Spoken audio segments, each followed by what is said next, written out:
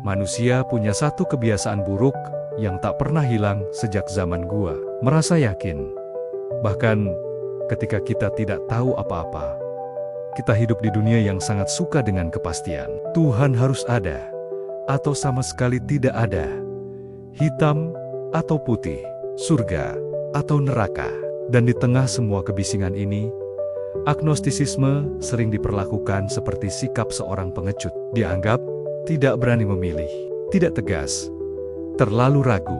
Padahal, mungkin justru sebaliknya. Agnostisisme adalah pengakuan jujur yang jarang sekali kita miliki sebagai manusia, yaitu mengakui bahwa ada hal-hal yang tidak kita ketahui, dan mungkin tidak akan pernah kita ketahui. Istilah ini diperkenalkan oleh Thomas Henry Huxley pada abad ke-19. Dia seorang ilmuwan, bukan pendeta, bukan juga pengkhotbah ateisme. Dia hanya mengatakan satu hal yang terdengar sederhana, tapi bisa meruntuhkan dogma manapun. Salah bila menyatakan sesuatu sebagai benar, jika tidak, bisa dibuktikan. Kalimat ini saja sudah cukup untuk membuat kaum beriman gelisah, dan kaum ateis merasa agnostik terlalu lunak. Kenapa? Karena seorang agnostik menolak ikut dalam perlombaan berteriak, "Aku yang paling benar." Dalam soal Tuhan misalnya, agnostik tidak berkata Tuhan tidak ada, tapi juga tidak berkata Tuhan pasti ada. Seorang agnostik akan berkata, bukti kita tidak cukup untuk bersikap sok tahu. Dan disinilah letak masalahnya. Manusia tidak suka ketidakpastian. Hal itu membuat kita tidak nyaman. Jauh lebih mudah memeluk keyakinan mutlak daripada hidup dengan tanda tanya besar. Padahal, filsafat sejak awal justru berdiri di atas tanda tanya itu. Filsuf seperti Immanuel Kant sudah lama mengingatkan kita bahwa realitas sejati mungkin berada di luar jangkauan indera manusia. David Hume bahkan meragukan hal yang kita anggap paling dasar, yaitu hubungan sebab dan akibat. Artinya, apa? Bahkan kepastian yang kita banggakan seringkali hanya kebiasaan berpikir yang diwariskan turun-temurun.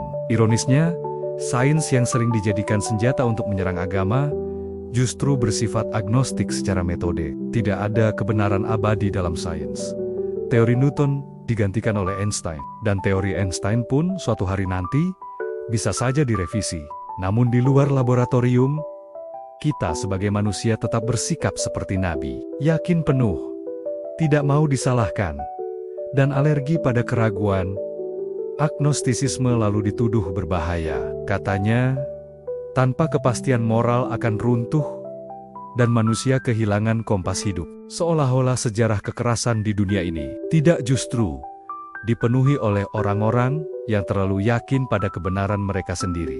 Dalam masyarakat yang beragam, agnostisisme sebenarnya menawarkan sesuatu yang sangat langka, yaitu kerendahan hati. Bukan karena tidak peduli pada kebenaran, melainkan karena sadar bahwa manusia seringkali terlalu cepat mengklaimnya. Agnostisisme bukanlah penolakan terhadap pencarian makna hidup. Ia adalah penolakan terhadap kesombongan intelektual. Di dunia yang ribut oleh klaim-klaim absolut, mungkin sikap paling radikal hari ini bukanlah berkata, "Aku percaya" atau "Aku menolak."